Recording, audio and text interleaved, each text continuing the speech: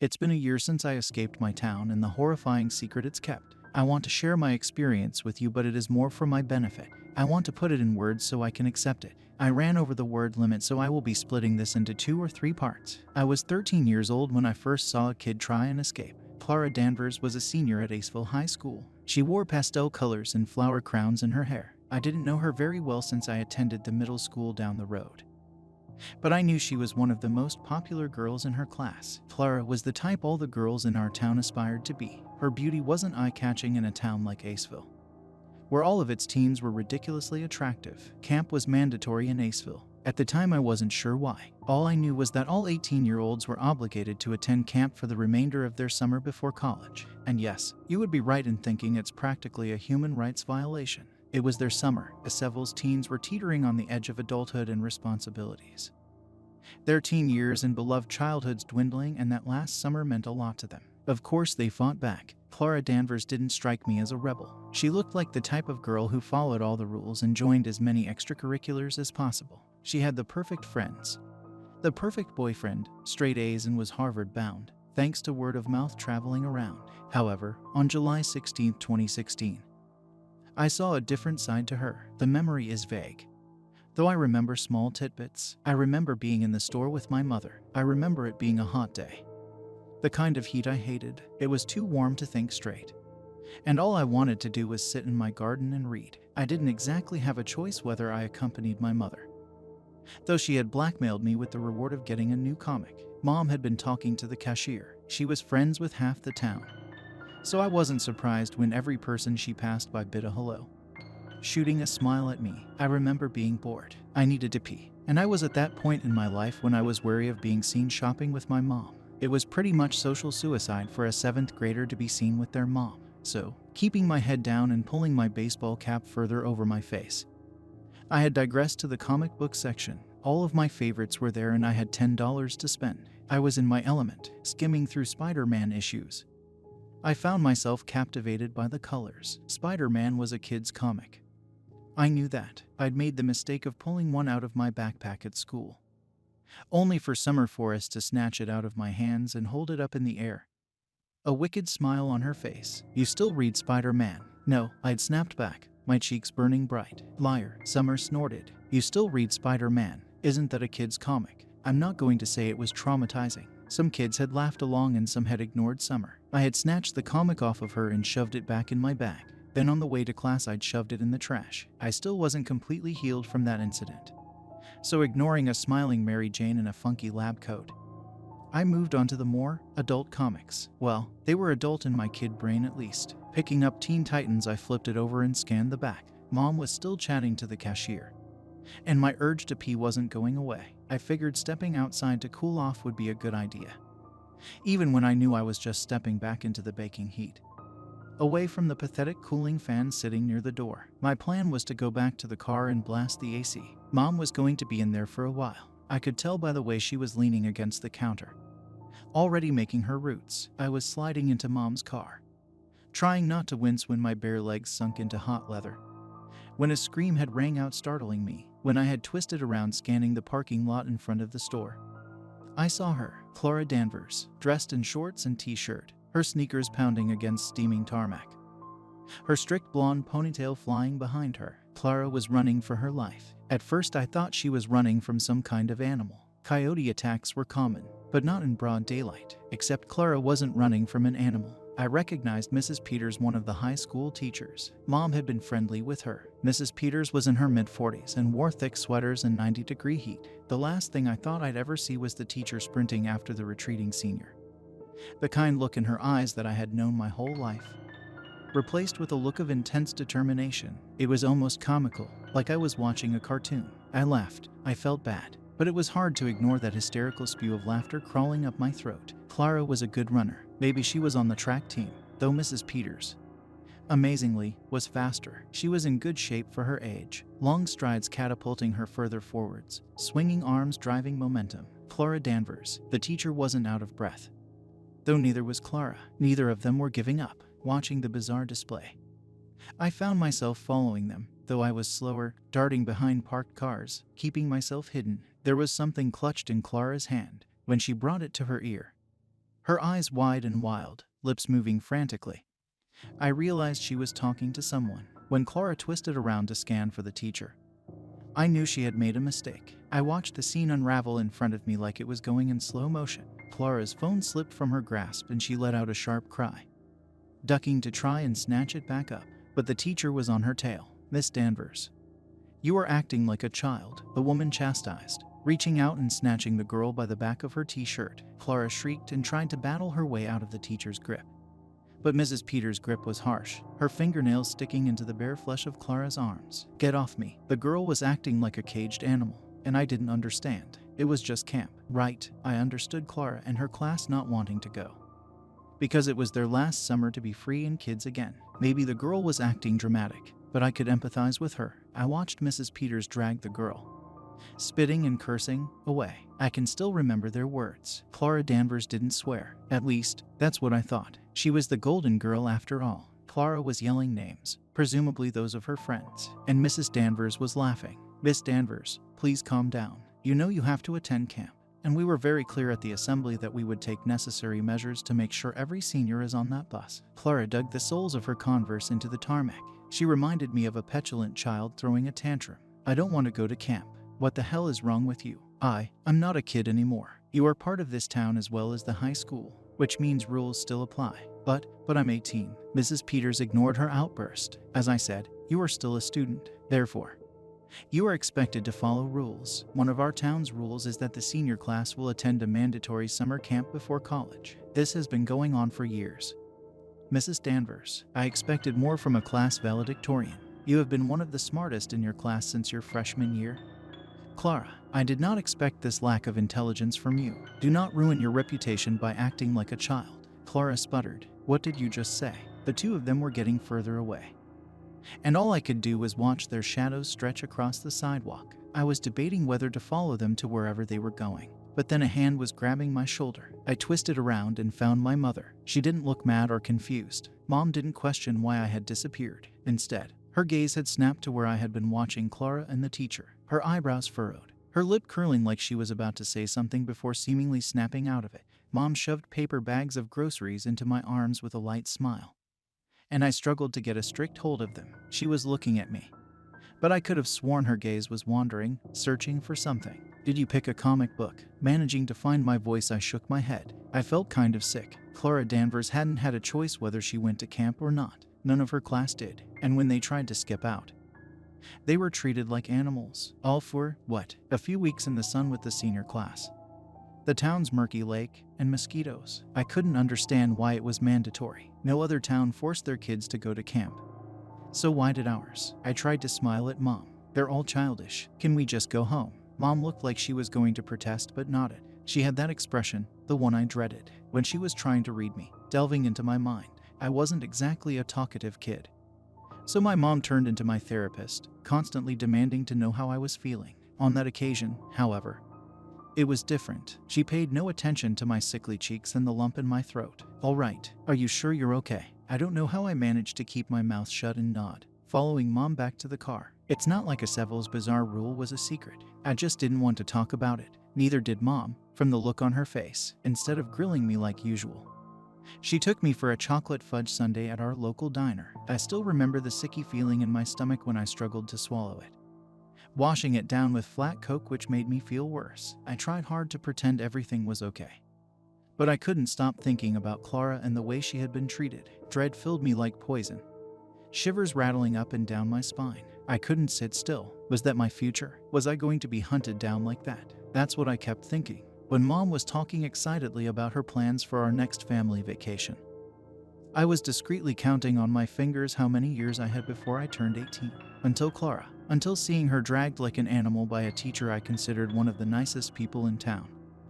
I had looked forward to 18. It was the age of independence, the peak of teenagehood. Though excitement turned to dread, I never saw Clara again, or the class of 2016. It's a well-known fact that freshly graduated kids go to camp and then straight to college, but I still found it strange. Once they were gone, the town forgot them and turned their attention to the new senior class. I watched this happen for 5 years. Kids followed in Clara's footsteps. She had started the rebellion after all, though none of them came close to escape like her. I watched them tear through the woods, laughing and whooping like it was child's play. The girls stripped down to two-piece swimsuits.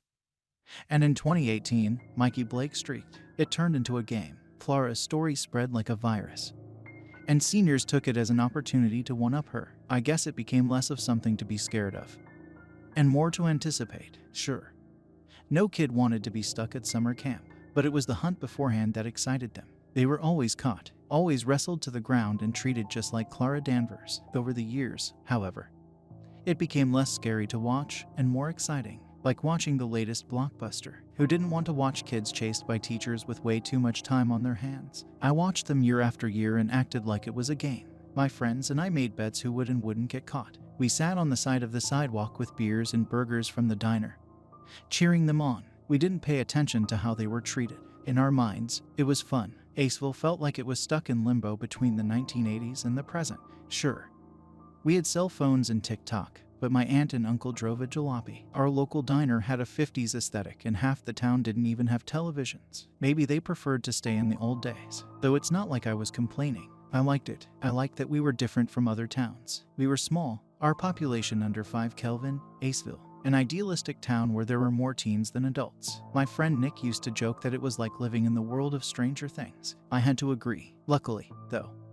we weren't under threat from aliens from different dimensions and teenagers with Carrie-like powers. 5 years after Clara, after watching the same shit year after year, it was finally our turn. The class of 2020. I was standing in the exact same store I had been in 5 years ago when I first saw Clara, when I first witnessed the hunt. This time, however, I wasn't with my mother. I'd managed to score a part-time job to pay for college. And I'd just finished my shift. Smells Like Teen Spirit was playing for the millionth time that day on the crappy intercom radio. My boss couldn't afford a decent one, so the quality was pretty bad, thankfully. The store was empty that afternoon. It was a hot July summer day and the majority of the town, minus my class, were at the local swimming pool cooling off. Once again, it was the kind of heat that made me want to bury my head in the ground. It was my last day at my job and I'd been rewarded with half of my wage and a crushed piece of chocolate cake wrapped in a napkin. I threw the cake away and stuffed the crumpled notes in my shorts. I should have been thinking about college that day. I should have been thinking about how the hell I was going to pay for my tuition with barely $300. But I wasn't. Of course I wasn't. Checking my phone, I made sure I had blocked my mother, as well as my aunt and uncle. Dad wasn't in the picture. Not much to say. I never knew him. Checking and rechecking the time, I pulled off my work polo and stuffed it in the trash. I'd spent the last hours of my shift scanning through Spider-Man comics. They were popular again, though I had no idea why. Tons of people in my year openly read them out in the open and nobody batted an eyelid. When I stepped into the heat that afternoon, I was hopeful, excited, unlike my classmates and years before us. I had no intention of joining the game, and I had no intention of going to camp. I had been curious as a kid, but over the years the novelty had worn off. It was my last summer with Nick and Bobby, and I was going to spend every day with them doing what I wanted. I was going to smoke and drink and get fucking high. We had spent half of the year planning a road trip to Florida, and I was going to use the time away from town to finally come clean to Mom about Bobby. I was going to tell her everything, disappear for the summer, and sneak back in September and grab my things. I didn't have plans for post-summer. I was smart enough for my dream college, but it was my lack of cash. Mom wasn't that well off and had made it clear that if I wanted to go to college, I would pay it myself. The talkie in my hand was store-bought. Nick had thrown it at me the night before, blinking in dizzying sunlight. I scanned the parking lot. So far, it was clear, though I had to be careful. I had no idea why, but the teachers had documented where every student would be on the day of camp. Mom had obviously told them about me being at work. But as for others, it was a mystery how they knew where they were. Tying my hair into a ponytail, I stepped out into sticky air that made my skin crawl. I twisted the dial on the talkie and held it to my mouth. Before I could speak, Nick's voice came through in a burst of hissing static. Fuck, it's hot. I'm sweating where I shouldn't be sweating. Rolling my eyes, I couldn't resist a smile. We have perfectly good working phones, Nick. What are the talkies for? It's fun. He shot back. Are you at the store? I'm heading towards the car. He paused. So far, no sign of teachers. I saw Danny Rue and Sadie Lily run into the woods with a bunch of others. They're skipping out too. Duh, Nick teased. Apparently they're heading to the Big Apple. Sadie's sister lives there. He let out a sharp hiss. Oh, shit. I've got visuals on Miss Cater. She's on the warpath, just gone past the dry cleaners. I nodded to myself. Let's just focus on getting out of here. I started walking, checking for pursuers, according to the mass text the school had sent this morning. All seniors were expected to be on the bus at 1:30. It was 1:15. The plan was to get to Nick's car where we had stuffed all of our bags the night before and step on it. Of course, parents had figured we were going to try and flee town, so our cars had been confiscated. Luckily, though, Nick worked at a junkyard. He'd spent months turning a hunk of junk into a decent enough ride, so we were already one step ahead of them. Starting to jog, I digressed across the parking lot. Bobby, are you there? My stomach sunk when the name escaped my lips. That feeling I'd been fighting with since we'd met, returning with vengeance. It wasn't confusion when I had been 14 and had butterflies. No, it was guilt. I'd made a promise that I would tell Mom about us, but Mom was different. She wouldn't understand. She hated the idea of me dating. I took a guy home for dinner in sophomore year and she politely told him to leave. God knows what Mom was going to do when she found out about Bobby. Bobby's voice was soft and smooth, slipping so effortlessly through static like it belonged in there. I'm about 2 minutes away. I raided my mom's kitchen for snacks before I left. Score, Nick whooped. See? This is why I prefer you over Addie. This time I spluttered. Take that back. I've been working all morning. Asshole. I could hear the grin in his voice. You're not making your case any better. Bobby's voice cut through our laughter. Did you tell your mom about us yet, Addie? I stopped laughing, my footsteps faltering. The sun was a bastard baking into my back and I struggled to speak through the breath caught in my throat. I was struggling to coerce basic words when I caught movement at the corner of my eye. Expecting it to be a teacher, I started backing away, lowering my hand holding the talkie. But then I glimpsed familiar blonde curls tied into pigtails catching the sun almost perfectly. The figure wasn't that far away, but I saw all of her and I felt myself shatter. I wanted to tell Mom. I really did, but it was hard. Bobby Robin Atwood was the first girl I fell for. The first girl that made me believe in love. As dumb as it sounds, even after dating for almost 5 months, I lost my breath when I caught sight of her. But I still smiled. I couldn't help it. It's hard not to smile. Bobby was beautiful like every other kid in town, and I was still struggling to figure out how she liked someone like me. I was far from the definition of beauty, or even pretty, cute, okay looking, instead. I had a stubby nose and my eyes were too far apart, my dark hair the only thing hiding my huge forehead. To put it simply, I wasn't attractive. I'm not going to say I was the only one. Bad eggs existed in Aceville. I wasn't the only one. It just sucked that my parents had given me sucky genes. Bobby, my voice sort of broke when I said her name. And I hated that. That made it obvious that I hadn't told Mom. Bobby was out. She had told her mother when we started dating. I had chickened out. Luckily, my mom didn't talk to Bobby's. If she did, fuck camp. I'd probably be at military school. Bobby's smile was soft. She was wearing her favorite dress and battered Converse. Not exactly the best outfit to escape town in. Instead of talking about my mom, she pulled me into a quick hug and laced her fingers in mine. She reached one hand into her tote bag hanging from her shoulder and pulled out a share pack of M&Ms, waving them in my face with a smirk. They were my favorite. I loved the peanut ones. I did get you these, since you promised, but sure, I'll eat them on my own. I scoffed, shoving her when she laughed. Bitch, all right. I'll give them to Nick. I tried to snatch the pack off of her. He doesn't even like them. Bobby was fast, so were her instincts. Before I could grab them, she shoved them in her bag. We should get going. At that moment, all the dread eating me up inside slipped away. I pulled Bobby into a run, and we left the parking lot, darting across the street. I could hear yelling in the distance. It was no doubt our classmates either getting caught or pulling a fast one. Nick, I said into the talkie, are you close? To my surprise, there was no answer. Nick had found every opportunity to use the damn things, so it was odd that he wasn't answering. Bobby tried her talkie. Nick, are you there? The junkyard was a 5-minute walk, and maybe a 2-minute run if we sprinted. Nick wasn't answering. And the closer we got to the junkyard, a bad feeling started to coil in the pit of my gut. When I slowed down, bending over with my hands on my knees, gasping into humid air, Bobby tried to contact Nick again. She shook the talkie with a frown. Maybe it's faulty. I fixed her with a skeptical look, both of them shaking my head. I straightened up and pulled my phone out of my shorts. 25 past. The teachers were most likely doing a head count and were already on the prowl. I was shaking with adrenaline. We should get to the car. I gasped out. Our best case scenario is the idiot got distracted or broke the talkie. We shouldn't assume the worst. Bobby nodded, though her smile was thin. When we started running again, our shoes pounding the steaming tarmac, I felt a rush of deja vu. My ponytail flew behind me, and I pumped my arms and legs hard, propelling my body faster. I was just like Clara, except unlike her. I was going to make it. At least, that's what I thought. The junkyard was in my sight when the talkie crackled with static. I was frowning at the massive beaten-up cars covered in dirt and old engines, when an all-too-familiar voice filled the air, Adeline Calstone and Robin Atwood. The voice of our math teacher, Mr. Fuller, sent shivers crawling up my spine. I felt sick. There was no way he had tracked us down that fast. How was that even possible? Suddenly, all I could think about was Clara. All I could think about was the way she was dragged, kicking and screaming. And our class had treated it like a joke? A game. That was until it was our turn. Mr. Fuller's voice was stern. I suggest abandoning whatever plan you have and making your way to the school bus. Please. When I was considering smashing the talkie against the gravel sidewalk, he continued, your friend Nick Castor is a good runner. I'll give him that, but not fast enough, I'm afraid. Asshole. Nick's voice came through loud and clear, but it was too clear. Twisting around, my heart dropped into my gut. Nick's voice wasn't just clear on the talkie. It was close, too close. I froze. Bobby pulled her hand from mine and squeaked, her hand slapping over her mouth, when I saw the two of them shuffling towards us. Mr. Fuller, dragging Nick.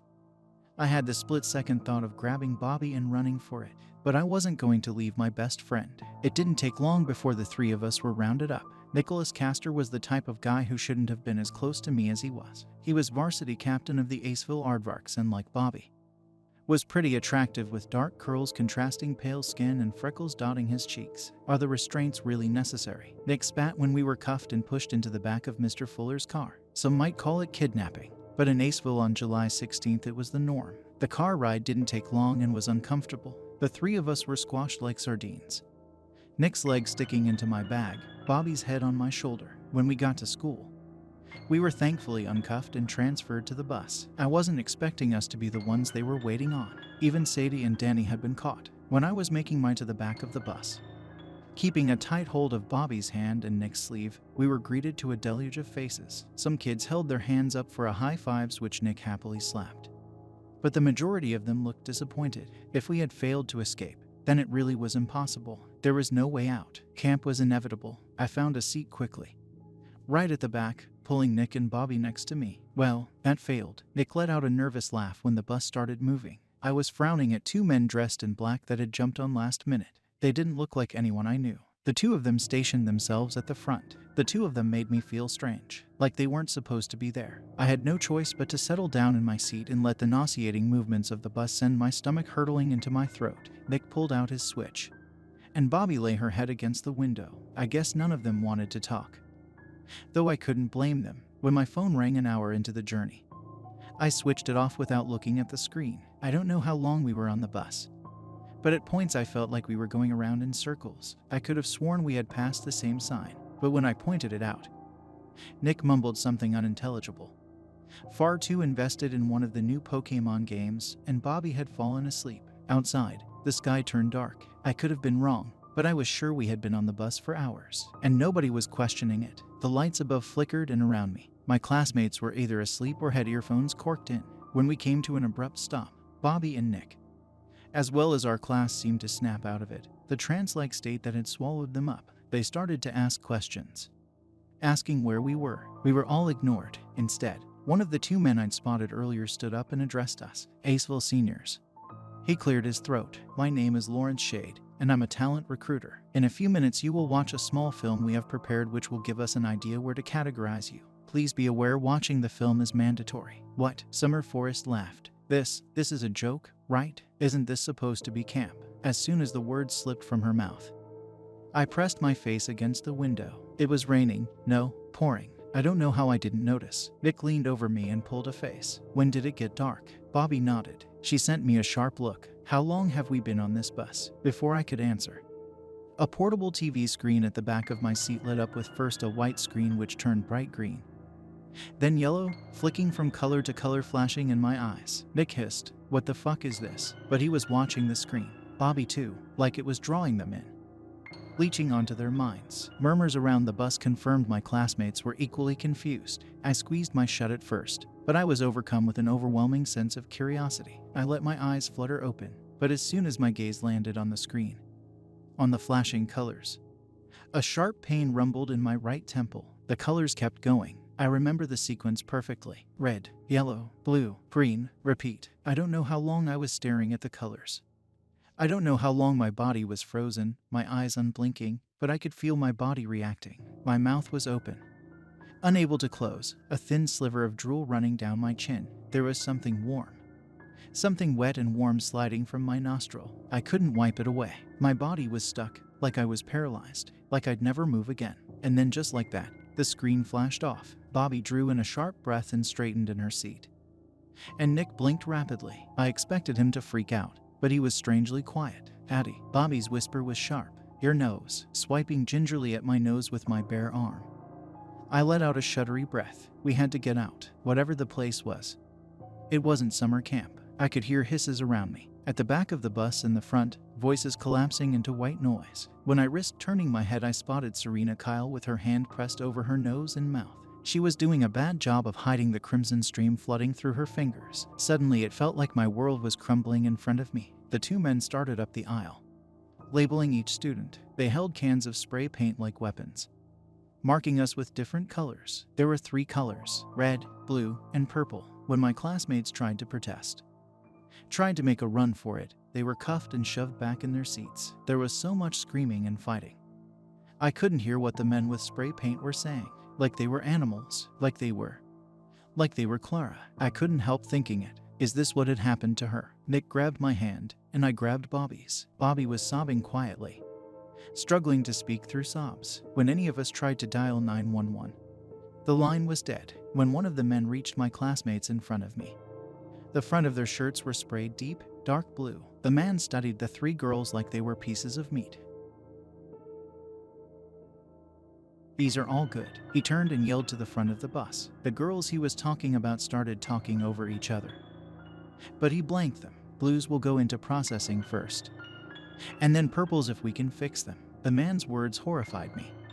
They were like ice seeping into my bones. When he reached me, he grabbed for his can of red paint and sprayed a red circle on the front of my shirt. It was ice cold against my skin and I had to bite back a scream. I thought he was going to raise his hand to me, but instead he stuck his podgy fingers under the blood crusted under my nose. Defect, he said. What? I hissed out. What do you mean? He ignored me, moving on to Nick, this time spraying a purple circle. He seemed to study my friend, before grabbing Nick by the scruff of his neck and peering at the boy. Pending, he growled, his fingernails grazing over freckles dotted on my best friend's cheeks. Though I'm not the one who will make a final choice. You better be as pretty as you seem in good light, boy. Nick looked too stunned to speak. Bobby shrieked when he sprayed a blue circle on the front of her dress. I tried to stop him, but I was dragged by my hair, ragged like a wild animal. This one's good too, he yelled to the front. When the men were finished with the spray cans, we were told to file off the bus and join our respected color groups. When we tried to run, we were grabbed and thrown off the bus. I'm not sure how much time had passed before I was separated from Nick and Bobby. The 2 of them dragged away, and me shoved onto my knees in dirt which stained my legs. It was pouring, and my ponytail was plastered to my back. Other Reds were forced next to me. There were around 12 of us in total. I know that because I took snapshots of each of them. Not names, faces. Names hurt, so I remembered them by face. I remember Summer Forest next to me. I remember dirt streaked down her face, blood dripping down her chin. That's what we all shared. The Reds. We had all suffered the same nosebleed, crimson streaking down our faces, mixing with the rain. The 12 of us were put in a line in front of the bus. And when a woman in a pristine white suit and red hair addressed us under the light of her flashlight, I looked past her and my gaze found our camp. Not a camp. There was no sign of a campsite, the type of thing I had expected all those years leading to my senior year. No, instead, in front of us was a multi-story building. In the distance, groups of purples and blues were being escorted inside automatic doors. While we were left in the rain for hours, the sky turned light, and then dark, and we were made to wait. We could have been there for days. I lost all sense of time. I lost all sense of my own humanity. I knew why they were doing this to us, but I was in denial. I was in denial when 12 became 11 and then 10, then 9, 8, 7, 6, 5, 4, 3. Summer was screaming, and I couldn't breathe. There were people in front of me. I knew them. I'd known them since childhood. Mr. Dougherty, the guy who lived across the street with his poodle Gloria.